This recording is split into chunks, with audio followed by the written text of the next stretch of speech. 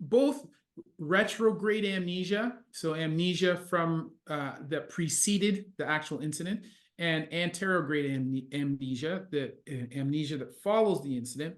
They're relatively correlated with one another, but both of which are correlated to the severity of the head injury that you've received. And one of the things that was very encouraging to me was that relatively speaking, like you go, oh shit, man, 3.5 minutes, like I lost that. In the grand scheme of things, 3.5 minutes is not very much. Really? And so like I was very pleasantly, to me, it was very encouraging when I was watching the footage to know, oh, okay, like he's actually starting to remember things, and he can remember relatively close to the time of the injury. So that even though I knew instantaneously you had a head injury, a traumatic brain injury, that was a good thing, because I was like, oh, okay, well, the amnesia is not that long, so that's good. That's kind of crazy because when I was first kind of telling people, I was like, yeah, I remember pulling the trigger. And then it was like 10, 15 seconds until, I was kind of coming back and getting into first aid. And then Bryce showed me the video and showed me the timestamps, and it was like 3.5 minutes. I was like, oh, that is not what I remember at all.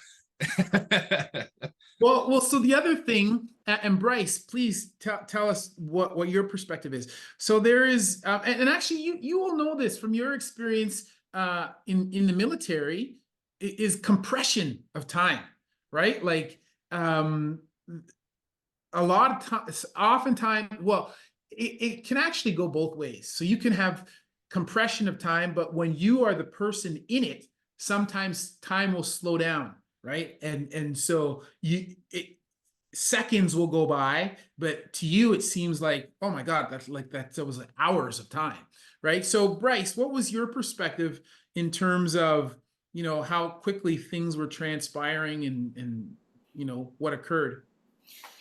Well, I want to say in the moment, it was sort of like I became the high-speed camera, where everything seemed like it was in slow motion. But then thinking back on it, it's like time contracted the opposite way. So like my memory is very condensed, but in the moment it felt like it was forever. So that's interesting to compare.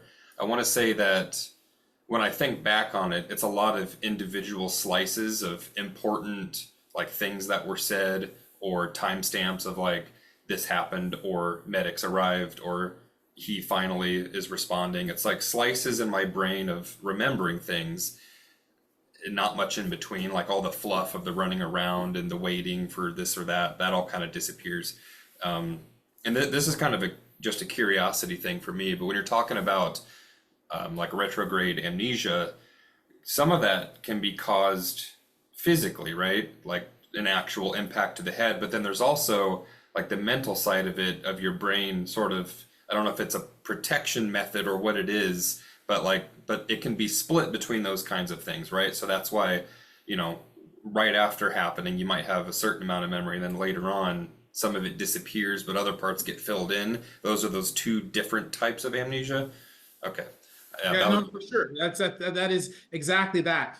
Part of it, depending on how traumatic your brain perceives it to be, it may say, oh, like you don't want to know this, and Right. it just kind of puts it in a closet and throws away the key, Yeah. right? Interesting. Okay. Yeah.